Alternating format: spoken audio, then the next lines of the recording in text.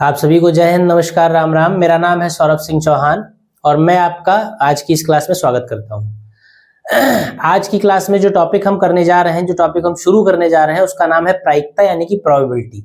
इसके पहले हम आपके 10th क्लास की जो मैथमेटिक्स है उसमें मैक्सिमम जितने भी टॉपिक्स हैं वो कर चुके हैं, बस कुछ 2-3 टॉपिक्स और बचे हैं।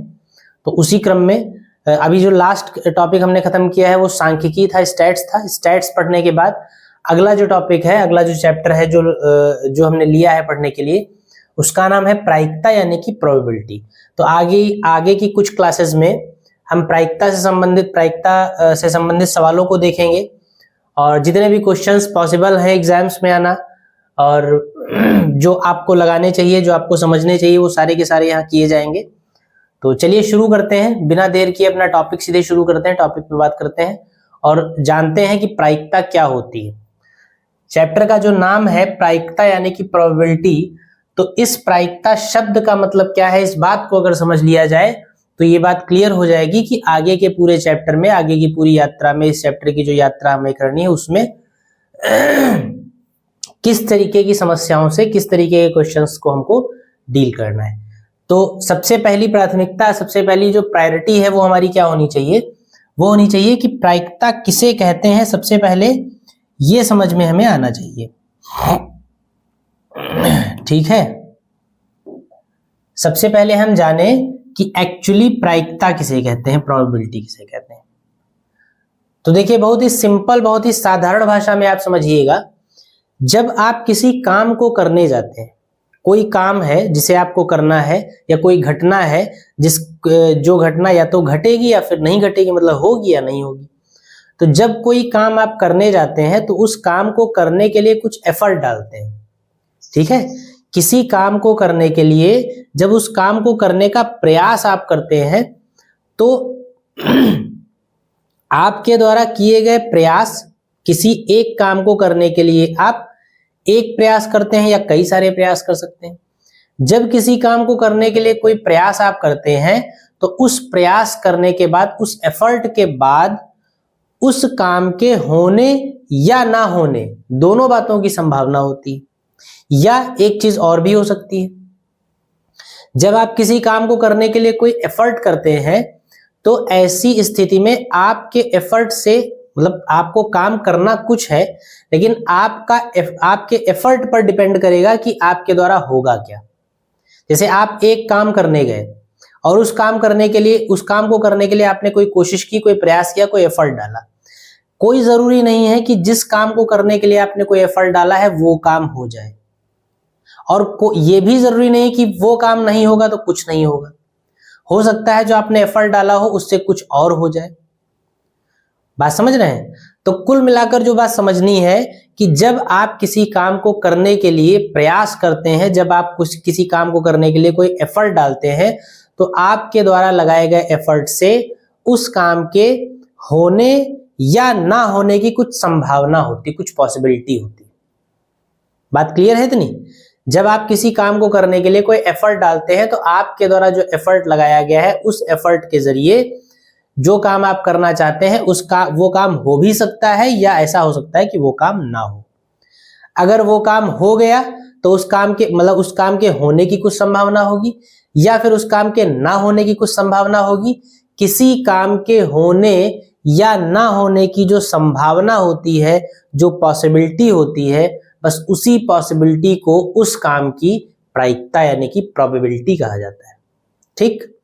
बिल्कुल मैथमेटिकल लैंग्वेज पे, मैथमेटिकल डेफिनेशन जो इसकी है, मैथमेटिकल लैंग्वेज जो है उस पे हम बाद में जाएंगे। सबसे पहले आप इस जो चैप्टर का नाम है प्रायिकता यानी कि प्रोबेबिलिटी, हर सवाल में आपको प्रायिकता ही निकालनी होगी किसी न किसी चीज की। तो जब आप किसी सवाल को लगाते हैं, उस सवाल को लगाने में, जब उस क्वेश्चन को सॉल्व करने में जब आप उसकी प्रायिकता यानी प्रोबेबिलिटी निकालेंगे तो उस क्वेश्चन को सॉल्व करते समय आपको ये पता होना चाहिए कि जो प्रायिकता आप निकाल रहे हैं, ये प्रायिकता क्या चीज है आखिर। वैसे प्रायिकता निकालना बहुत आसान है, क्वेश्चंस भी आसान है। आपको पैटर्न बता दिया जाएगा, फॉर्मूले बता दिए जाएंगे, तरीका बताया जाएगा और आप आसानी से प्रायिकता निकाल ले जाएंगे। लेकिन इसका मतलब ये नहीं है कि फॉर्मूला आपको पता है, फॉर्मूला यूज करना भी आपको पता है, तो फॉर्मूले से जो आउटकम मिल रहा है, फॉर्मूले से जो रिजल्ट मिल रहा है, उस रिजल्ट के विषय में आपको कुछ नहीं पता है। फॉर्मूला ऑपरेट करके उसमें वैल्यू पुट करके उसको सॉल्व करके आपने आंसर निकाल लिया, लेकिन आंसर में एक्चुअली क्या चीज आप लेकर आए हैं, अगर इस बात को आप डिफाइन नहीं कर पा रहे हैं, परिभाषित नहीं कर पा रहे हैं, तो फिर आपका मैथमेटिक्स पढ़ना बेकार हो जाता है, व्यर्थ हो जाता है। इसलिए जब भी आप किसी चैप्टर को पढ़ते हैं, कोई टॉपिक पढ़ते हैं, तो उस टॉपिक के विषय में जानना सबसे पहले जरूरी होता है। सवालों की कोई बात नहीं, सवाल आप 5 लगाएं, 500 लगाएं, 5000 लगाएं, जितने भी लगा लेंगे वो सब कम ही है, लेकिन मूल बात यह है कि जो टॉपिक होता है उस टॉपिक के विषय में आपको मालूम होना चाहिए कि ये एक्चुअली है क्या चीज। ठीक है, तो प्रायिकता का मतलब क्या है? जब आप किसी काम को करने जाते हैं, या आप काम करें या किसी तरीके से वो काम हो, सीधी सी भाषा में अगर आप समझें तो किसी घटना या किसी कार्य के होने या ना होने की जो संभावना होती है, बस उसी संभावना को हम प्रायिकता यानी कि प्रोबेबिलिटी कहते हैं। ठीक, अब जब कोई काम किया जाएगा तो वो काम होगा या फिर नहीं होगा, और इन दोनों के बीच के केसेस भी हो सकते हैं। काम होने का मतलब ये है कि जो आपको करना था 100% वही हो गया। नहीं होने का मतलब ये है कि जो काम आपको करना था वो बिल्कुल नहीं हुआ, तो 0% हुआ। वो ये भी हो सकता है कि जो काम आप करने जा रहे थे पूरा नहीं हुआ, लेकिन कुछ मात्रा में हो गया, तो वो कहां से कहां लाई करेगा? 0 से 100% के बीच में। मतलब पूरा नहीं हुआ है लेकिन कुछ भी नहीं हुआ, ऐसा भी नहीं है। ठीक, कुछ नहीं हुआ इसका मतलब 0, पूरा हो गया इसका मतलब 100, थोड़ा हुआ यानी कि 0 और 100 के बीच में। बात क्लियर? तो कहने का मतलब यह है, जब किसी भी काम को किया जाता है, कोई भी घटना घट रही होती है, तो उस घटना के घटने की प्रायिकता, उस घटना के घटने की कुछ संभावना है, उस इवेंट के होने की कुछ संभावना है, उसके ना होने की कुछ संभावना है। ठीक है, अगर वो नहीं होती है, अगर वो हो जाती है, या इन दोनों के बीच का अगर कोई केस रहता है, तो किस तरीके से हम प्रायिकता यानी प्रोबेबिलिटी को निकाल लेंगे, फाइंड आउट करेंगे। आइए देखते हैं। सबसे पहले हम फॉर्मूले समझेंगे, सबसे पहले हम पैटर्न समझेंगे कि सवालों में हमसे पूछा क्या जाएगा। देखिए क्वेश्चन किस तरीके के होंगे जरा समझिएगा पहले। जैसे प्रायिकता यानी कि मैंने आपको बताया प्रायिकता में कि किसी भी काम के होने या ना होने की जो संभावना होती है, जो पॉसिबिलिटी होती है, रफ लैंग्वेज में अगर कहें तो उसी को आप प्रोबेबिलिटी यानी कि प्रायिकता कहते हैं। तो ऐसी कौन सी घटनाएं हैं, ऐसे कौन से काम हैं जिनके होने या ना होने की संभावना के रूप में आपसे प्रायिकता यानी प्रोबेबिलिटी की वैल्यू पूछी जाएगी। जैसे मान लीजिए आप एक सिक्का उछालते हैं, ठीक है, जैसे आपने एक सिक्का उछाला और आपसे पूछा जाएगा कि अगर आप एक कॉइन को उछालते हैं, एक सिक्के को उछालते हैं, तो उस सिक्के को उछालने पर हेड आए, इस बात की कितनी प्रोबेबिलिटी है? इस बात की क्या प्रोबेबिलिटी है? तो हेड आए इस बात की क्या प्रोबेबिलिटी है? इसका मतलब यही तो है कि जब आपने सिक्का उछाला तो हेड आने की कितनी संभावना है। बस वही संभावना अगर आप पता लगा लीजिए तो वही उसके हेड आने की प्रायिकता है। जैसे आपने एक पासा फेंका, पासा जो आप लूडो में खेलते हैं, डाइस, जिसपे 1 से लेकर 6 तक गिनतियां लिखी होती हैं अलग अलग उसके सरफेसेस पे। तो अगर आप एक पासा फेंकते हैं तो आपसे पूछा जाएगा कि पासा जब हम ऐसे करके फेंकेंगे तो पासे में ऊपर 6 आने की प्रायिकता कितनी, या ऊपर 1 आने की प्रायिकता कितनी, या ऊपर 3 आने की प्रायिकता कितनी, या ऊपर 3 से बड़ी संख्या आने की प्रायिकता कितनी है। मतलब कोई भी सिचुएशन बनाकर पूछेगा कि अगर आप ये करने जाए तो ये करने में ये होने की कितनी प्रायिकता है। तो सवाल की लैंग्वेज से भी आपको समझ में आ रहा है कि ये जो प्रायिकता आपसे पूछी जा रही है एक्चुअली संभावना ही है। 3 आने की कितनी प्रायिकता है, तो आप प्रायिकता कहिए चाहे अपनी भाषा में कहिए कितनी संभावना है। ठीक है, तो कुल मिलाकर इसी तरीके जैसे ताश की गड्डी पे भी क्वेश्चंस आपके सामने होंगे। ठीक है, इस बात को पढ़ते समय माइंड मत करिएगा कि यहाँ पढ़ाई में ताश सिखाया जाना है, ताश की गड्डी सिखाई जा रही है। देखिए ताश की गड्डी पर बेस्ड क्वेश्चंस आते हैं प्रोबेबिलिटी में, इसलिए आपको पहले पूरी की पूरी ताश की गड्डी यहाँ पर बताई जाएगी। वो अगर आप नहीं जानेंगे तो प्रायिकता के सवाल आप नहीं लगा पाएंगे।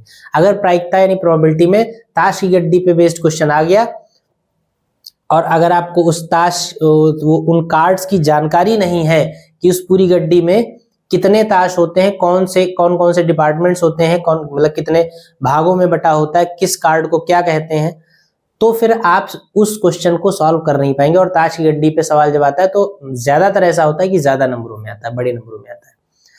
तो जैसे ताश की गड्डी आपको दे दी जाएगी और आपसे कहा जाएगा इसमें से एक कार्ड ले लिया गया, सिलेक्ट कर लिया गया, एक कार्ड खींच लिया गया, तो बताइए वो कार्ड बादशाह होगा, इस बात की कितनी प्रायिकता है। तो प्रायिकता पूछी जा रही मतलब संभावना आपसे पूछी जा रही कि जो काम हम करने जा रहे हैं इस काम के होने की कितनी संभावना है, ये बता दीजिए। जो संभावना है वही प्रायिकता, जो प्रायिकता है वही संभावना है। ठीक है, तो चलिए समझते हैं।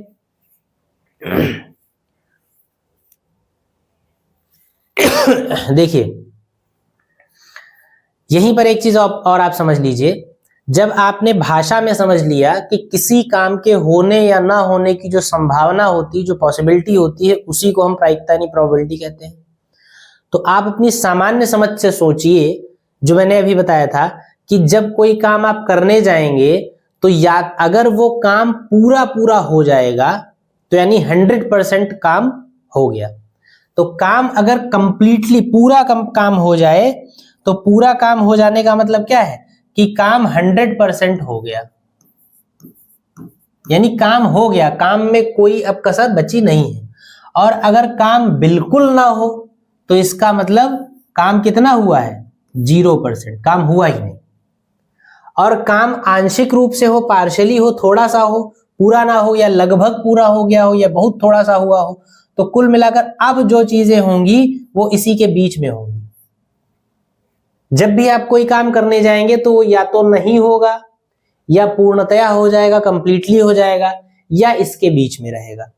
अगर नहीं होगा तो प्रायिकता, भाई अगर नहीं हुआ तो काम ना होने की, तो काम होने की संभावना कितनी, 0%।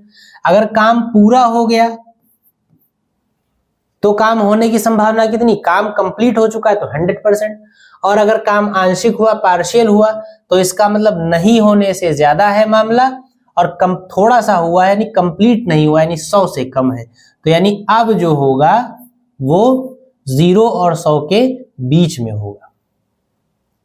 इस कहानी से आपको एक चीज समझ में आ रही होगी कि प्रायिकता यानी कि किसी काम के होने की जो संभावना है, उस संभावना के दो एंड्स हैं। किसी भी काम के होने की जो संभावना है वो कम से कम 0 हो सकती है, 0 से कम नहीं हो सकती। क्योंकि काम मैक्सिमम क्या हो सकता है कि काम नहीं हुआ, और नहीं हुआ तो प्रायिकता 0। और किसी भी काम के होने की प्रायिकता जो मैक्सिमम हो सकती है वो कितनी हो सकती है, 100%। यानी काम कंप्लीटली हो गया तो इससे ज्यादा तो कुछ होगा नहीं, कंप्लीटली हो गया तो काम कितना हुआ, संभावना कितनी हुई, 100%। यानी प्रायिकता कितनी हुई, 100%। तो यानी किसी भी काम के होने या ना होने की जो प्रायिकता है वो मिनिमम 0 हो सकती है और मैक्सिमम 100% हो सकती है, संभावना जो है। लेकिन जब संभावना को प्रायिकता से रिप्लेस किया गया, शब्द को रिप्लेस किया गया, तो हम परसेंटेज में बात नहीं करेंगे। ये 0% जो है इसको हम 0 ले लेते हैं, और जो 100% है इसको हम 1 ले लेते हैं। जैसे किसी भी काम के होने या ना होने की संभावना 0 और 100 के बीच में रहेगी, 0 और 100% के बीच में रहेगी, तो 100% को 1 यूनिट मान लिया जाता है और 0 को 0 मान लिया जाता है। तो प्रायिकता जो होगी वो 0 से 1 के बीच में लाई करेगी हमेशा। यानी अगर काम नहीं होगा तो उस काम की प्रायिकता 0 होगी, और अगर काम कंप्लीटली हो जाएगा, पूर्णतया हो जाएगा, तो उसकी प्रायिकता 1 हो जाएगी। और अगर काम आंशिक रूप से होगा यानी पूरा नहीं हुआ है यानी प्रायिकता 1 से कम है, और थोड़ा सा हुआ है यानी 0 से ज्यादा है। तो जितनी भी प्रायिकताएं हैं वो सारी की सारी 0 और 1 के बीच में होंगी। इस बात को आप ध्यान रखिएगा, ठीक है। क्यों होंगी वो पूरा रीजन मैंने आपको समझा दिया। किसी भी घटना या किसी भी घटना के घटने की प्रायिकता, या किसी भी काम के होने या ना होने की जो प्रायिकता है, उसकी जो रेंज है, जो परिसर है, वो 0 से 1 होगा। यानी किसी काम की जो प्रायिकता है, प्रोबेबिलिटी है, वो मिनिमम 0 हो सकती है और मैक्सिमम 1 हो सकती है। बाकी उसकी जितनी भी प्रायिकताएं होंगी वो सारी 0 और 1 के बीच में आएंगी। इस बात को आप ध्यान रखिएगा, ठीक। यहीं से दो बातें निकल के आती हैं कि अगर किसी काम के होने या ना होने की प्रायिकता मिनिमम 0 होगी, अगर ये मिनिमम 0 होगी और मैक्सिमम 1 होगी, बाकी सारी प्रायिकता इसके बीच में होगी। तो जब किसी घटना के घटने की प्रायिकता 0 होगी यानी कि मिनिमम हो जाए, तो उस घटना को हम कहेंगे असंभव घटना, इम्पॉसिबल इवेंट। बात समझ गए भाई। प्रायिकता क्या है, संभावना, और संभावना है 0। प्रायिकता अगर 0 आ गई तो काम के होने की संभावना 0, और काम के होने की संभावना जीरो का मतलब क्या है कि काम नहीं होगा, कभी नहीं हो सकता। पॉसिबिलिटी उसकी जीरो है तो इसका मतलब वो काम कभी हो ही नहीं सकता, और जो काम कभी नहीं हो सकता वो इम्पॉसिबल, असंभव। इसलिए अगर किसी काम के होने की प्रायिकता या किसी घटना के घटने की प्रायिकता शून्य हो तो ऐसी घटना को हम असंभव घटना कहेंगे। इस बात को आप याद रखिएगा, एग्जाम में आपसे पूछा जा सकता है कि एक क्वेश्चन देगा कि असंभव घटना की प्रायिकता निम्नलिखित में से कितनी होगी। 4 ऑप्शंस होंगे, 0, 1, -1, जो भी है वो उनका मन होगा देंगे। तो असंभव घटना का मतलब घटना नहीं घट रही है, घटना नहीं होने का मतलब है कि उस काम के होने की संभावना नहीं है, और काम के होने की संभावना ना होने का मतलब है कि उसकी प्रायिकता 0 होगी। इसी तरीके से अगर किसी घटना के घटने की प्रायिकता 1 आ जाए तो 1 आने का मतलब क्या है, 100%। काम 100% हो जाना है।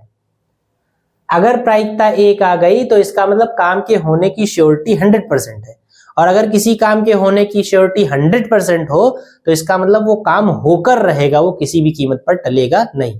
तो ऐसी घटना को हम निश्चित घटना कहेंगे, क्योंकि 100% से ज्यादा कुछ होता नहीं है। अगर किसी काम के होने की पॉसिबिलिटी 100% हो तो इसका मतलब वो निश्चित घटना है, वो होकर रहेगी, वो टलने वाली नहीं है।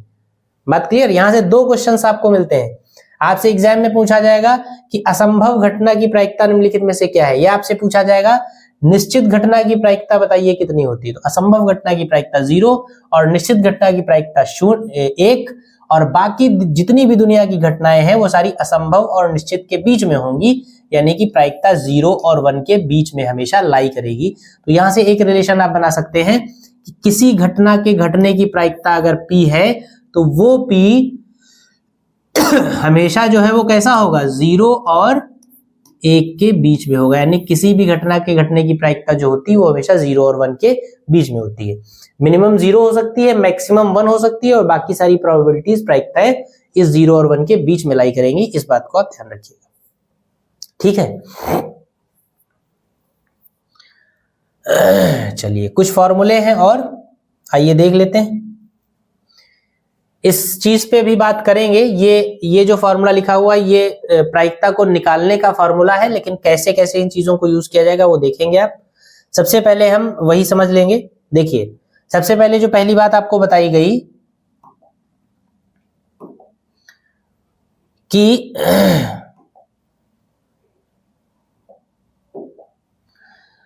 अगर किसी, जैसे ए कोई घटना है, ए क्या है, ए कोई घटना या ई कोई घटना है, कुछ भी मान लीजिए। ई कोई, वैसे ई ज्यादा सही रहता है, अगर आप ई मान लीजिए तो पीई प्रायिकता हो जाएगी।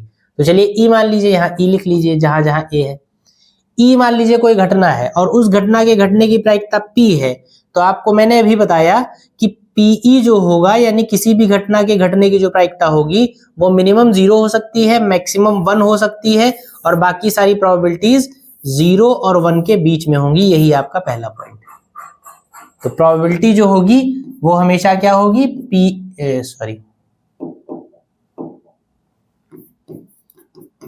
प्रोबेबिलिटी जो होगी वो 0 और 1 के बीच में होगी। इस बात को आप ध्यान रखिए, ये पहला पॉइंट। दूसरी बात, ये दूसरा और तीसरा पॉइंट भी हो चुका है। अगर यदि पीए यानी पीई बराबर 0 हो तब ए को असंभव घटना कहेंगे, यानी ई को असंभव घटना कहेंगे। चलिए ई ए ही रहने दीजिए, बार बार क्या करना है ये सवालों में कर लेंगे। यदि पीए 0 हो तब ए को असंभव घटना कहेंगे। ये मैंने अभी आपको बताया। अगर किसी भी घटना के घटने की प्रायिकता 0 हो तो यानी वो घटना कभी नहीं घटेगी, जो कभी नहीं घटेगी वो असंभव यानी इम्पॉसिबल इवेंट। उसके बाद दूसरा क्या कहा गया, यदि पीए इक्वल टू 1 हो तो ए को निश्चित घटना कहेंगे। वही मैंने अभी आपको ये भी बताया कि अगर किसी घटना के घटने की प्रायिकता 1 है, प्रोबेबिलिटी 1 है, तो इसका मतलब वो जो घटना है, जो इवेंट है वो होकर रहेगा, किसी भी कीमत पर टलने वाला नहीं है, और जो होकर रहेगा वो निश्चित है, वो डेफिनेट है। तो ये डेफिनेट इवेंट यानी निश्चित घटना है, ठीक। उसके बाद एक चीज आप और समझ लीजिए, अगर किसी घटना के घटने की प्रायिकता, अगर किसी घटना के घटने की प्रायिकता पीई हो और उस घटना के ना घटने की प्रायिकता पी डैश ई हो, तो इन दोनों को अगर आप ऐड कर दें तो इनका सम जो होगा वो हमेशा 1 के बराबर होगा। इस बात को आप ध्यान रखिए।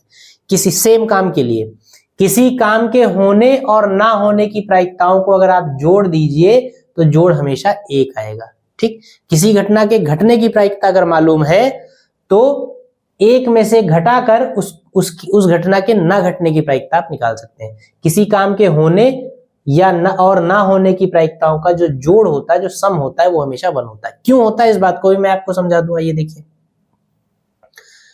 जैसे मैंने कहा कि जितनी भी घटनाएं हैं, जितने भी इवेंट्स हैं, वो सारे के सारे 0 और 100 के बीच में रहेंगे। ठीक, अगर किसी घटना के 0% में, आइए इसको समझते हैं।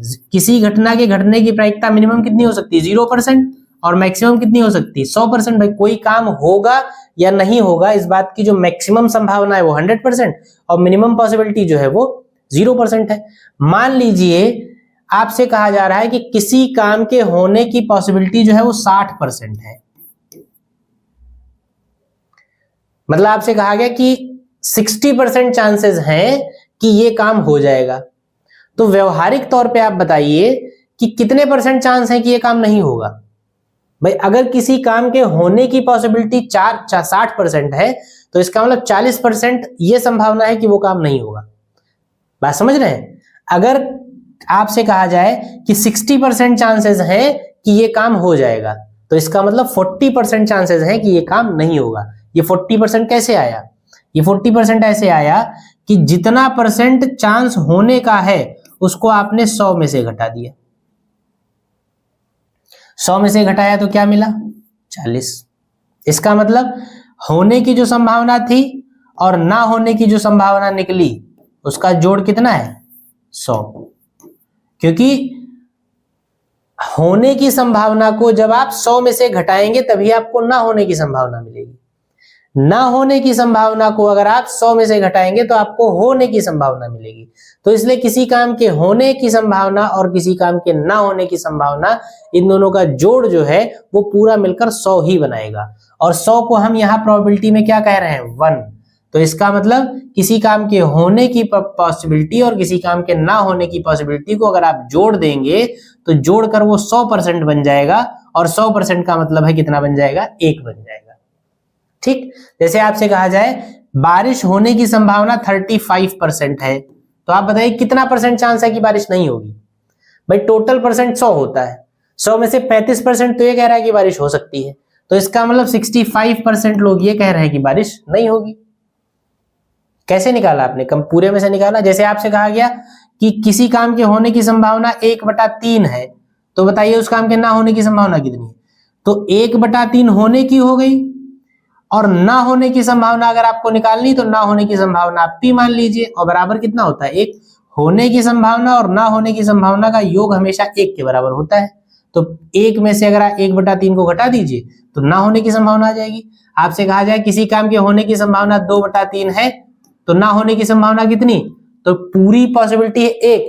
1 में से होने की संभावना आप घटा दीजिए, 2/3 को घटा दीजिए, कितना आएगा? 1/3। तो इसका मतलब 2/3 चांसेस है कि काम हो जाएगा और 1/3 चांसेस है कि काम नहीं होगा। और अगर दोनों को जोड़ दीजिए तो 100% चांस आ जाएंगे 1 के बराबर। ठीक है, तो इस तरीके से प्रायिकता के सवालों को आपको लगाना है। तो वही यहाँ पर ये जो लिखा है इसकी कोई जरूरत नहीं है, ये बस एक आपको फॉर्मूला मालूम है, यही हो जाएगा। किसी घटना के घटने की प्रायिकता और प्लस किसी घटना के ना घटने की प्रायिकता को अगर आप जोड़ दीजिए तो 1 होगा। होने और ना होने की प्रायिकताओं में से कोई एक अगर आपको दे रखा हो, दूसरा निकालना हो, तो आप इसी फॉर्मूले को यूज कर लीजिए। या आप सीधी बात है कि होने की प्रायिकता है, नहीं होने की निकालनी है तो 1 में से घटा दीजिए, नहीं होने की प्रायिकता है, होने की निकालनी तो 1 में से घटा दीजिए, क्योंकि दोनों का योग जो है वो हमेशा 1 के बराबर होता है। तो इस तरीके से प्रायिकता से संबंधित ऐसी कुछ बातें हैं, कुछ घटनाएं हैं जिनको आपको समझना है। उसके बाद किस तरीके से हम, जब लैंग्वेज में आपको क्वेश्चन दिया गया होगा तो उससे हम कैसे प्रायिकता निकालेंगे, कैसे प्रोबेबिलिटी निकालेंगे, ये समझते हैं। ये सवाल दिया हुआ है। सवाल पर जाने से पहले हम कुछ चीजों को समझेंगे। क्या है वो चीजें? देखिए, जब कोई काम करने जा रहे हैं, आप कोई काम करने जाएंगे और आपसे पूछा जाए इस काम के होने की प्रायिकता क्या है, तो दो चीजें देखिए सबसे पहले आपको उसमें निकालनी पड़ेंगी, पहचाननी पड़ेंगी। क्या है वो दो चीजें? जब आप किसी काम को करने के लिए कोई एफर्ट डालते हैं तो उस एफर्ट से बहुत सारी संभावनाएं खड़ी हो जाती हैं। होगा कुछ एक ही, लेकिन होने की संभावनाएं बहुत कुछ है। ठीक है, जैसे मैंने पासा एक फेंका, इस बात को ऐसे समझिए, जैसे मैंने एक पासा फेंका और आपसे कहा जाए कि ऊपर 6 आने की प्रायिकता बताइए, तो आपको लाना क्या है? आपको लाना है 6। तो आप जो एफर्ट डालेंगे, जो एफर्ट करेंगे, वो 6 लाने के लिए एफर्ट करेंगे। ठीक, लेकिन जब आप पासा फेंकेंगे, यानी कि 6 लाने का जब आप एफर्ट करेंगे, तो हो क्या क्या सकता है? आप लाना तो 6 चाहते हैं, लेकिन हो क्या क्या सकता है? आपके एफर्ट के बाद जितनी भी संभावनाएं हैं होने की, वो सारी की सारी आपको लिखनी पड़ेगी। बात समझ रहे हैं? बिल्कुल सिंपल लैंग्वेज में समझिएगा, दिमाग खोल के बैठिएगा। एक बार समझ में आ गया तो फिर प्रायिकता का सवाल आपसे छूटने वाला नहीं है। जब किसी काम के या किसी घटना के घटने की प्रायिकता आपसे पूछी जाएगी, तो उस काम को करने के लिए आप कुछ एफर्ट करेंगे। उस एफर्ट को आप एक पर्टिकुलर काम को करने के लिए कर रहे हैं, यानी जो पर्टिकुलर काम आपको करना है वो आपका रिजल्ट है, वो आपको चाहिए। लेकिन उस रिजल्ट को पाने के लिए जब आप एफर्ट लगाएंगे, तो उस एफर्ट से रिजल्ट्स आपको बहुत सारे मिल सकते हैं। संभावनाएं आपके सामने बहुत सारी, चाहिए आपको कोई एक, लेकिन पॉसिबिलिटीज बहुत सारी। जैसे आप पासा फेंकेंगे, आपको पासा 6 चाहिए, तो आपको रिजल्ट के तौर पे चाहिए 6, आपकी जरूरत है 6। लेकिन पासा फेंकने पर क्या जरूरी ही 6 ही है? पासा फेंकने पर कुछ भी आ सकता है। तो कुछ भी, जितनी चीजें पासा फेंकने पर संभावित हैं, वो सारे के सारे आपके संभावित परिणाम कहे जाएंगे, पॉसिबल रिजल्ट्स कहे जाएंगे। और उन सारे संभावित परिणामों, पॉसिबल रिजल्ट्स को आपको लिखना पड़ेगा। जैसे पासा जब आप फेंकेंगे, तो पासे में 1 भी आ सकता है, 2 भी आ सकता है, 3 भी आ सकता है, 4 भी आ सकता है, 5 भी आ सकता है और 6 भी आ सकता है। तो इस तरीके से एक पासे को फेंकने पर टोटल कितनी पॉसिबिलिटीज हैं? 6 पॉसिबिलिटीज है। बात समझ में आ रही? जब आप पासा फेंकेंगे तो आपको चाहिए 6, लेकिन 6 नहीं, 5 मान लीजिए, 6 में गिनती से कंफ्यूजन हो जाएगा। मान लीजिए पासे में ऊपर आपको 5 लेकर आना है, तो पासे में आपको चाहिए ऊपर 5 नंबर, मतलब 5 जो नंबर अंक होता है वो आपको चाहिए। लेकिन जब आप पासा फेंकेंगे तो 5 ही आए ऐसा कोई जरूरी नहीं है, जो आपको चाहिए वही आए ऐसा कोई जरूरी नहीं है। अगर ऐसा जरूरी नहीं है तो फिर क्या क्या आ सकता है, कितनी पॉसिबिलिटीज हैं, वो उनकी संख्या आपको निकालनी पड़ेगी। तो पासा फेंकने पर टोटल 6 पॉसिबिलिटीज आपके सामने है। 6 में से कोई भी गिनती आ सकती है, इसलिए टोटल 6 पॉसिबिलिटीज हैं आपकी। ठीक, तो किसी भी काम को करने के लिए जब आप एफर्ट डालते हैं, तो उस एफर्ट से कुल जितनी संभावनाएं होती हैं, उन कुल संभावनाओं को हम एक समुच्चय में लिखते हैं ऐसे, और उस समुच्चय को हम S के बराबर कह देते हैं। मान लीजिए वो संभावनाएं हैं A1, A2, A3, A4, ऐसे कुछ भी हो सकती हैं। बात समझे? जब आप किसी काम को करने के लिए जाएंगे, तो उस काम को करने पर, उस काम को करने के लिए जो एफर्ट आप डालेंगे, उस एफर्ट से जो कुल संभावनाएं हैं, जो टोटल पॉसिबिलिटीज हैं, उन सारी टोटल पॉसिबिलिटीज को आप एक एक करके लिखेंगे मंझले ब्रैकेट में, समुच्चय में, और उस समुच्चय को S के बराबर कह देंगे। उसके बाद इस मंझले ब्रैकेट में इनकी काउंटिंग कर लेंगे। ये जितने भी हैं, S के अंदर जितने एलिमेंट्स हैं, मतलब जितनी पॉसिबिलिटीज हैं, उन पॉसिबिलिटीज की काउंटिंग करने पर जो नंबर आएगा उसको आप NS कह देंगे, यानी कि नंबर ऑफ S।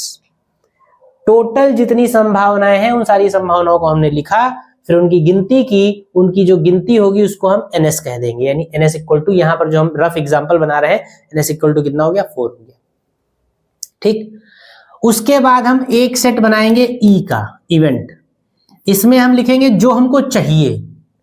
जब आपने एक पासा फेंका, तो पासा यहां पर 6 कर लीजिए, पासे का एग्जांपल लेना है तो पासा ही कर लीजिए।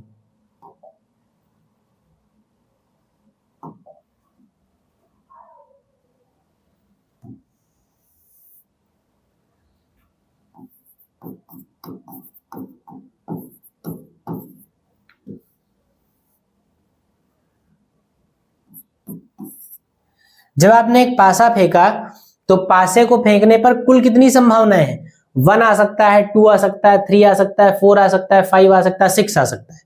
इन 6 में से मतलब जो 6 अंक लिखे होते हैं उनमें से कोई भी आ सकता है। तो कुल संभावनाएं ये हो गई, ये 6, ठीक, कुल संभावना ये हो गई, तो NS 6 हो गया। हमको पासे में ऊपर मान लीजिए 5 चाहिए, जो 5 गिनती है, तो पासे में देखिए ये 1 है, ये 2 है, हमको पासे में चाहिए कौन, A5। क्या चाहिए, A5। कुल जो संभावनाएं हैं उसको S के बराबर लिखेंगे, और इन संभावनाओं में से जो रिजल्ट के तौर पे हमको चाहिए उसको हम E के बराबर लिखेंगे। जो रिजल्ट के तौर पर चाहिए उसको हम किसके बराबर लिखेंगे, E के बराबर, समुच्चय में। और E वाले समुच्चय में जितने एलिमेंट्स आए हैं उनकी काउंटिंग करके उसको हम NE कह देंगे और ये लिख लेंगे। E वाले समुच्चय में कितने सेट हैं, कितने एलिमेंट्स हैं, एक एलिमेंट है, 5, तो वो एक एलिमेंट है, तो नंबर ऑफ E क्या हो गया, 1। बात समझ गए। जब आपको NE पता चल गया, NS पता चल गया, तो अब जो भी घटना आपसे इसमें पूछी जा रही, उस घटना के घटने की प्रायिकता का जो फॉर्मूला होता है वो होता है NE अपॉन NS। बस इसको आप याद रखिए, बस इसी से आपका सवाल लग जाएगा।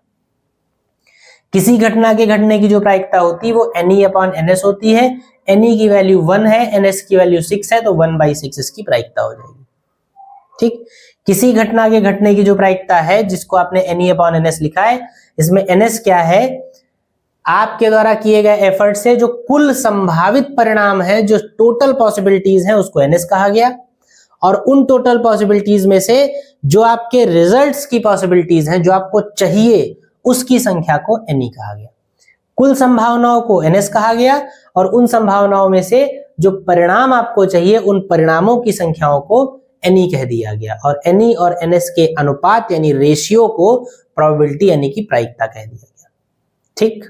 बात समझ गए। वही यहां पर लिखा, यहाँ M/N के फॉर्म में लिखा हुआ है फॉर्मूला, लेकिन एग्जैक्ट फॉर्मूला जो होता है P = NE अपॉन NS होता है, ठीक। यहां पर लिखा अनुकूल घटनाओं की संख्या। अनुकूल का मतलब क्या है, जो घटना आपको चाहिए उसके अकॉर्डिंग जो रिजल्ट्स आपको मिलेंगे, जो घटनाएं होंगी वो अनुकूल हो जाएंगी। और अभिप्रयोगों की संख्या यानी अपना रिजल्ट प्राप्त करने के लिए जितने प्रयोग आप करेंगे, जितने प्रैक्टिकल्स आप करेंगे, जितने एफर्ट्स आप डालेंगे, उनकी टोटल संख्या, ठीक। बात समझ में आ गई। तो इस तरीके से हम प्रायिकता के सवालों को लगाएंगे। अब क्वेश्चंस में चलते हैं तो आपको ज्यादा क्लैरिटी बनेगी, ठीक है। चलिए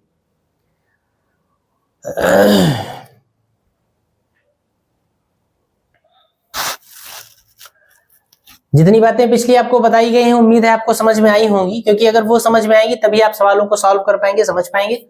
तो आइए शुरू करते हैं। पढ़िए क्वेश्चन। शुरुआत में ये पहला सवाल तो आपका ओरल ही है। कहा गया यदि एक घटना के होने की प्रायिकता P है तब इसके विपरीत घटना के होने की प्रायिकता क्या ज्ञात कीजिए। विपरीत घटना के घटने की प्रायिकता का मतलब है ना होने की घटना। तो आप जानते हैं किसी घटना के घटने की प्रायिकता का इसमें कुछ लगाने जैसा नहीं है। किसी घटना के घटने की प्रायिकता P है, इसके विपरीत घटना यानी कि उसके ना होने की प्रायिकता, तो उसके ना होने की प्रायिकता क्या होगी, आप जानते हैं घटने की प्रायिकता और ना घटने की प्रायिकता का मतलब जोड़ 1 होता है। घटने की प्रायिकता है P और ना घटने की प्रायिकता को अगर हमने P1 मान लिया तो P1 बराबर कितना आ जाएगा, 1 - P। इसमें कुछ था नहीं, ये ओरल है। घटने की किसी घटना के होने की प्रायिकता दे दी जाए और ना होने की पूछी जाए तो एक में से आप घटा दीजिए। किसी घटना के ना होने की प्रायिकता दी जाए और होने की पूछी जाए तब भी आप एक में से घटा दीजिए, क्योंकि होने और ना होने की घटना प्रायिकताओं का योग जो होता है वो 1 के बराबर होता है। तो इस सवाल में क्वेश्चन में कुछ सॉल्व करने जैसा कुछ नहीं है, सिर्फ ओरल क्वेश्चन है कि 1 - P हो जाएगा, ठीक है। चलिए अगले क्वेश्चन पे चलते हैं।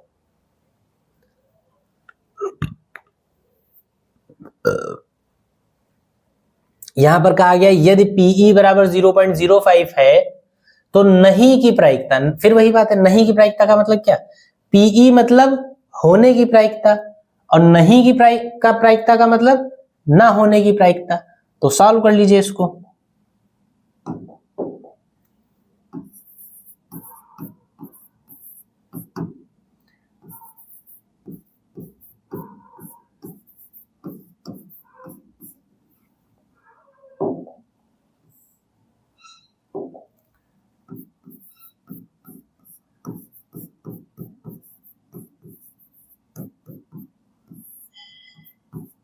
घटना घटने की प्रायिकता कितनी दे रखी है 0.05 और आपसे नहीं की प्रायिकता पूछी गई है।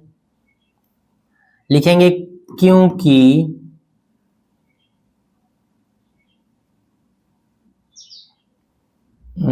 मान लीजिए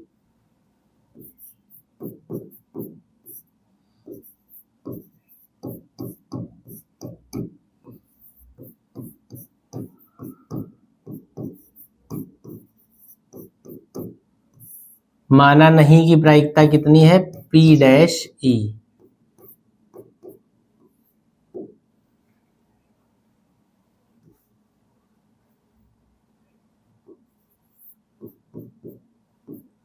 मान लिया हमने नहीं की प्रायिकता जो है वो कितनी है P डैश E है। तो क्योंकि हम जानते हैं कि होने की प्रायिकता जो P है और नहीं होने की प्रायिकता जो P डैश E है, इनका जो सम होता है वो 1 के इक्वल होता है। PE की वैल्यू जो है वो 0.05 है और नहीं होने की प्रायिकता हमने P डैश E मान ली है, ये 1 के बराबर होगी, यानी P डैश E जो होगा वो 1 माइनस 0.05 हो जाएगा, यानी ये कितना आ जाएगा 0.95। अगर होने की प्रायिकता 0.05 है तो नहीं होने की प्रायिकता 0.95 हो जाएगी। ठीक, आसान सा क्वेश्चन है, बिल्कुल फॉर्मूला बेस्ड, नोट कर लीजिए इसको। और फिर हम लोग अगला सवाल देखें क्या है, क्या कह रहा है सवाल। यदि एक खेल के जीतने की प्रायिकता 0.7 है तो इसे हारने की प्रायिकता क्या है। सेम वैसा ही क्वेश्चन है, जीतने की प्रायिकता कितनी है 0.7, तो हारने की प्रायिकता क्या हो जाएगी, तो जीतने प्लस हारने की प्रायिकता का जो होगा वो 1 के बराबर होगा। होने और ना होने की प्रायिकता का जोड़ 1 के बराबर होता है। जीतने की प्रायिकता दे रखी है, हारने की पता लगानी है आपको, तो जीतने और हारने का जो जोड़ होगा वो 1 के बराबर होगा, ये तो हमको मालूम ही है। तो 0.7 प्लस P इक्वल टू 1 मान लिया हमने, 0.7 इधर चला गया तो P इक्वल टू कितना आ गया 0.3, तो ये हारने की प्रायिकता आ गई। ये ओरल क्वेश्चन है, इनको आप लगा लीजिएगा। अगले सवाल पे चलते हैं। देखिए मैंने कहा था कि इस तरीके के क्वेश्चन से आएंगे, मतलब आएंगे एग्जाम में, आ सकते हैं। एक असंभव घटना की प्रायिकता आपको निकालनी है, बतानी है, कितनी होती है 0। मैं आपको बता चुका हूं अभी क्लास की स्टार्टिंग में, मैंने आपको बताया कि जो किसी भी काम के होने या ना होने की जो संभावना होती है 0 और 1 के बीच में लाई करती है। 0 होने का मतलब किसी भी काम के होने की संभावना 0 अगर है तो इसका मतलब यह है कि वो घटना नहीं होगी, और जो घटना नहीं होगी वो असंभव है, तो इसका मतलब असंभव घटना की प्रायिकता कितनी होगी 0। अगला निश्चित घटना की प्रायिकता, निश्चित घटना की प्रायिकता कितनी 1। ये सब चीजें आप जान चुके हैं। हाँ, 2 निष्पक्ष सिक्के उछाले जाते हैं। आइए बस अब यहां से मान लीजिए क्वेश्चन शुरू हैं आपके, तो चलिए लगाते हैं। 2 निष्पक्ष का मतलब फेयर, फेयर का मतलब एक ऐसा सिक्का जिसमें हेड, एक तरफ हेड हो एक तरफ टेल हो, ऐसा ना हो कि दोनों तरफ टेल हो या दोनों तरफ हेड हो। मतलब शोले पिक्चर वाला सिक्का नहीं होना चाहिए। शोले फिल्म अगर आप लोगों ने देखी हो तो उसमें यही है, उसमें जो अमिताभ बच्चन के पास जो सिक्का होता है उसमें दोनों साइड में एक सेम चीज होती है, तो वैसा मतलब सिक्का नहीं चाहिए आपको। आपको जो सिक्का चाहिए वो निष्पक्ष चाहिए, यानी कि फेयर कॉइन चाहिए आपको, एक तरफ हेड एक तरफ टेल। आपसे कहा गया कि 2 निष्पक्ष सिक्के एक साथ उछाले जाते हैं, निम्न को प्राप्त करने की प्रायिकता आप बताइए। 2 fair coins are tossed together, find the probability of getting the following। क्या करना है, एक हेड आए इस बात की आप प्रायिकता निकालिए, या कम से कम एक टेल आए, कम से, ये देखिए एक हेड आए और कम से कम एक हेड आए, दोनों बातों में बहुत फर्क है। एक हेड आए, कम से कम एक हेड आए, ज्यादा से ज्यादा एक हेड आए, सारी बातें अलग अलग हैं और प्रायिकता में इस टर्मिनोलॉजी का बहुत इंपॉर्टेंस है, इसकी बहुत महत्व है। इन शब्दों पर अगर आप ध्यान नहीं देंगे तो सवाल आप बिल्कुल पूर्ण कंप्लीटली गलत करके आएंगे, ठीक है। तो इसलिए इन बातों पर ध्यान दीजिएगा कि कम से कम, अधिक से अधिक, ज्यादा से ज्यादा, एटलीस्ट, मैक्सिमम, केवल, ऐसी बातें शब्दों का प्रयोग तो नहीं किया गया। अगर ऐसी बातों का प्रयोग किया गया, ऐसे शब्द यूज किए गए हैं, ऐसे वर्ड्स यूज किए गए हैं, तो आप तुरंत सावधान हो जाइए, ठीक। और बहुत दिमाग खोल के आप अपने डेटा को कलेक्ट बनाएंगे। तो चलिए शुरू करते हैं सॉल्यूशन।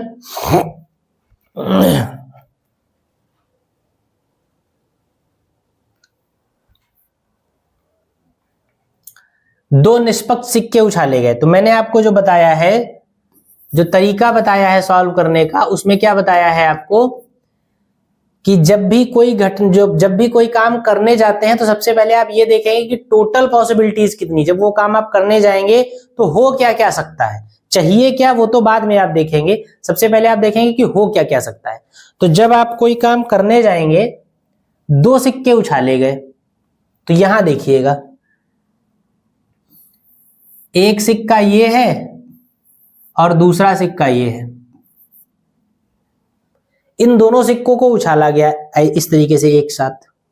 जब दोनों सिक्कों को उछाला गया तो क्या क्या चीजें आ सकती है। अब जब दो सिक्के उछाले जाएंगे, तो जब दो सिक्के एक साथ गिरेंगे तो पेयर में ही आपको रिजल्ट मिलेगा हमेशा। एक पे कुछ, दूसरे पे कुछ, तो जो पूरा पेयर होगा वो पेयर वाइज चलेगा।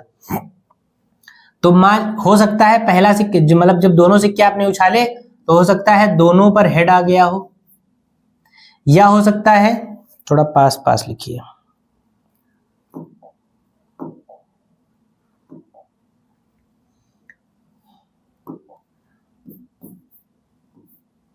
हो सकता है दोनों पर हेड आ गया हो, या हो सकता है दोनों पर टेल आ गया हो, या हो सकता है पहले पर हेड आया हो दूसरे पर टेल आया हो, या हो सकता है पहले पर टेल आया हो और दूसरे पे हेड आया हो। अगर दो सिक्के एक साथ उछाले जाएं, एक साथ जमीन पर गिरें, तो एक साथ जमीन पर जब गिरेंगे तो ऐसी चार तस्वीरों में से कोई भी एक तस्वीर आपको मिल सकती है। मिल सकती है कि नहीं मिल सकती? यानी अगर दो सिक्के उछालेंगे तो ये भी हो सकता है, ये भी हो सकता है, ये भी हो सकता है और ये भी हो सकता है। इन चार के अलावा और कुछ नहीं हो सकता है। यानी अगर दो सिक्के आप उछालेंगे तो हेड हेड होने की संभावना भी है, टेल टेल होने की संभावना भी है, हेड टेल होने की संभावना भी है और टेल हेड होने की संभावना भी है, ठीक। यानी अगर दो सिक्के आप उछालेंगे तो दो सिक्कों को उछालने पर जो कुल संभावनाएं हैं वो इतनी हो सकती हैं। दो सिक्कों को उछालने पर टोटल इतनी पॉसिबिलिटीज हैं, इनमें से कुछ भी मिल सकता है। आपको क्या मिलेगा पता नहीं है, कुल इतनी संभावना, इनसे बाहर नहीं मिलेगा, इनमें से ही कुछ मिलेगा। यानी टोटल जो पॉसिबिलिटीज हैं वो ये है। बात समझे? और आपको बताया गया था कि जो टोटल पॉसिबिलिटीज होंगी, उन टोटल पॉसिबिलिटीज को आप एक एस के बराबर सेट में लिखेंगे। तो पहली पॉसिबिलिटी ये है, क्योंकि देखिए एच, ये इनको एक साथ लेकर चलेंगे, दो सिक्के उछलेंगे एक साथ गिरेंगे, तो जब एक साथ गिरेंगे तो जो मिलेगा वो एक रिजल्ट माना जाएगा। तो अगर ऐसा मिला तो एक रिजल्ट ये हुआ, ऐसा मिला तो दूसरा रिजल्ट ये, ऐसा मिला तो तीसरा रिजल्ट है, और ऐसा मिला तो चौथा रिजल्ट है। यानी जो टोटल संभावना है, जो टोटल पॉसिबिलिटीज है, वो क्या हो सकती है? लिखेंगे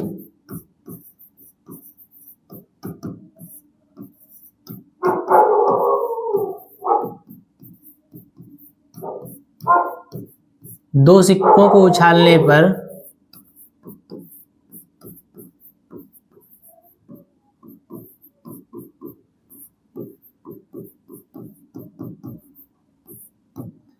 कुल संभावित परिणाम एस बराबर क्या क्या हो सकते हैं। पहला परिणाम हो सकता है कि हेड और हेड हो, दूसरा परिणाम हो सकता है कि टेल और टेल हो, तीसरा परिणाम हो सकता है कि हेड और टेल हो, और चौथा परिणाम हो सकता है कि टेल और हेड हो। टोटल परिणाम इतने हो सकते हैं। ये एस के बराबर हो गए। बात समझ में आई? जो कुल परिणाम होंगे, जो कुल संभावनाएं हैं, उन सभी को आप मंझले ब्रैकेट में लिखेंगे, और ये क्योंकि कुल संभावित परिणाम है तो इसको हम एस के बराबर लिखेंगे। फिर हम एन एस निकालते हैं। एन एस का मतलब एस जो समुच्चय बना, इसमें नंबर्स एलिमेंट्स को काउंट कर लीजिए। तो ये पूरा एक होगा, ध्यान रखिएगा, 1 2 3 ऐसे मत गिन लीजिएगा। ये जब दोनों सिक्के उछलेंगे एक साथ गिरेंगे, तो जब गिरेंगे तो वो एक रिजल्ट बनेगा। यानी ये जो है ये एक है, फिर ये दूसरा, फिर ये तीसरा, फिर ये चौथा, ठीक है। तो 1 2 3 4, तो एनएस कितना हो गया? 4। उसके बाद आप ई लिखेंगे। ये हम फर्स्ट पार्ट सॉल्व कर रहे हैं। अब यहां तक सेम रहेगा दोनों के लिए, लेकिन यहां से फर्स्ट पार्ट क्या है, ई, मतलब ई का मतलब जो हमको चाहिए, तो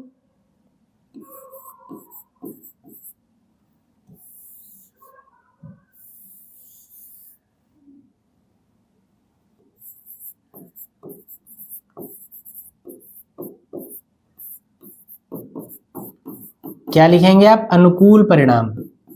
अनुकूल परिणाम जो होते हैं वो ई में लिखे जाते हैं। अनुकूल परिणाम का मतलब देखिए, फर्स्ट पॉइंट में क्या चाहिए, एक पट यानी एक हेड चाहिए आपको, एक हेड। तो एक हेड का मतलब क्या है, क्या अगर ऐसा आएगा तो आपकी रिक्वायरमेंट पूरी होगी। जैसे मान लिया 2 सिक्कों को उछाला, 2 सिक्कों को उछलकर जब वो वापस गिरे तो ऐसी तस्वीर आपको दिखी, तो ऐसी तस्वीर अगर दिखेगी तो क्या आपकी बात जो आपको चाहिए वो पूरा होगा। आपको एक हेड चाहिए, यहां पर कितने हैं, 2, तो यानी ये हमको नहीं चाहिए। एक हेड चाहिए लेकिन यहां पर एक भी नहीं है, तो ये भी नहीं चाहिए। एक हेड चाहिए, यानी अगर ये आ जाए तो हमारी बात पूरी हो जाएगी। एक हेड चाहिए, हमारे पास एक हेड है। और अगर ये आ जाए तो इसमें भी एक हेड है, तो यानी 2 सिक्के जब गिरेंगे तो ऐसे गिरे तब भी बात बन जाएगी, ऐसे गिरे तब भी बात बन जाएगी।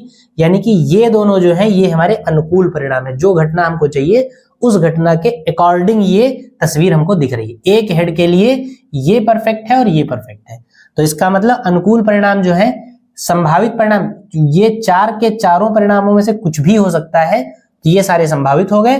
और इन 4 में से ये 2 हमारे काम के हैं, तो ये हमारे अनुकूल हो गए।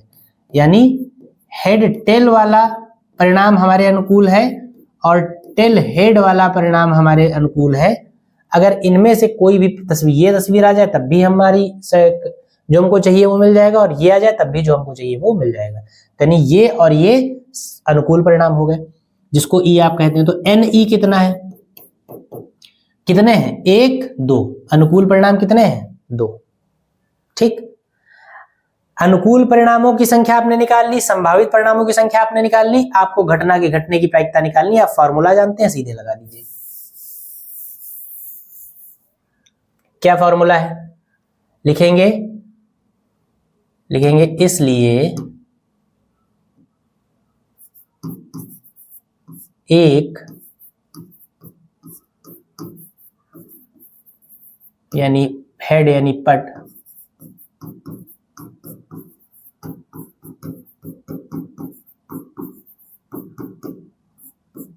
प्रायिकता PE बराबर NE अपॉन NS। NE कितना है, 2, और NS कितना है, 4, यानी 1/2। एक हेड आने की प्रायिकता 1/2 होगी, ये आपका आंसर आ गया। ठीक, समझ में आया होगा। नोट कर लीजिए फटाफट, फिर इसी का अगला पार्ट हम लोग लगाते हैं। स्क्रीनशॉट लीजिए इसका और हम लोग अगले क्वेश्चन पे, मतलब अगले क्वेश्चन पे नहीं, इसी का अगला पार्ट लगाते हैं। इसको आप या संभावित परिणाम सबके सेम रहेंगे। अनुकूल परिणाम यहां पर ये चाहिए था, अब इस बार ये चाहिए, तो अनुकूल परिणामों वाला यहां से आप साफ करेंगे।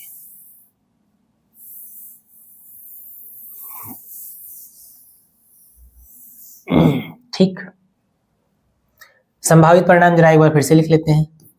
ये हेड हेड आ सकता है, टेल टेल आ सकता है, टेल हेड आ सकता है, और हेड टेल आ सकता है। इन 4 में से कुछ भी आ सकता है।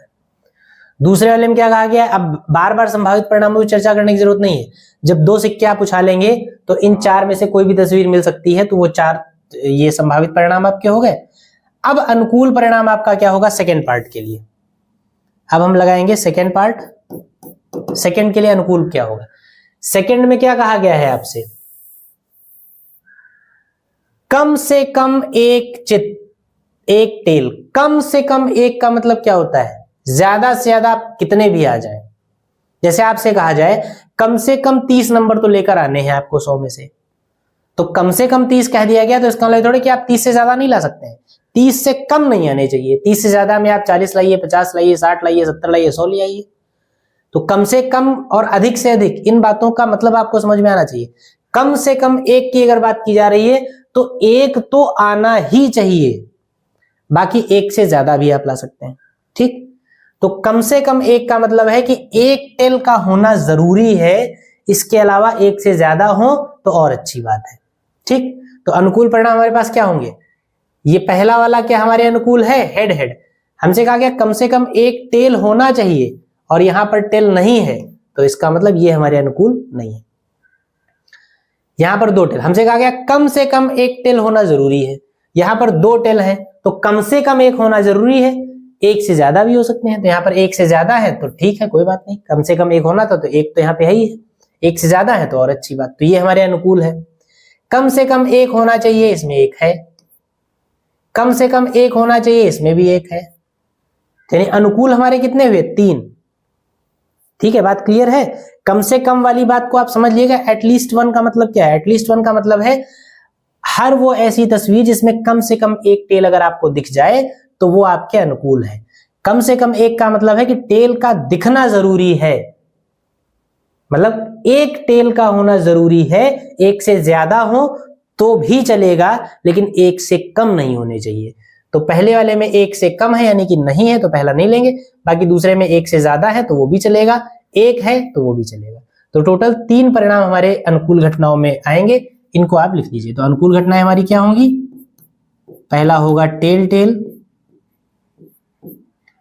दूसरा होगा टेल हेड और तीसरा होगा हेड टेल।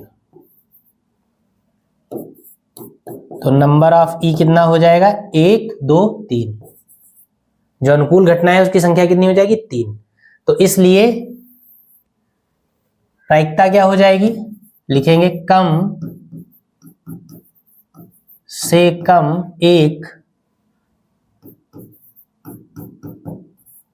चित यानी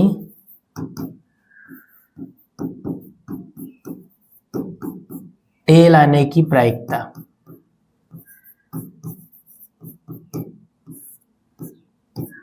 क्या हो जाएगा? Formula PE equal to NE upon NS। NE कितना है?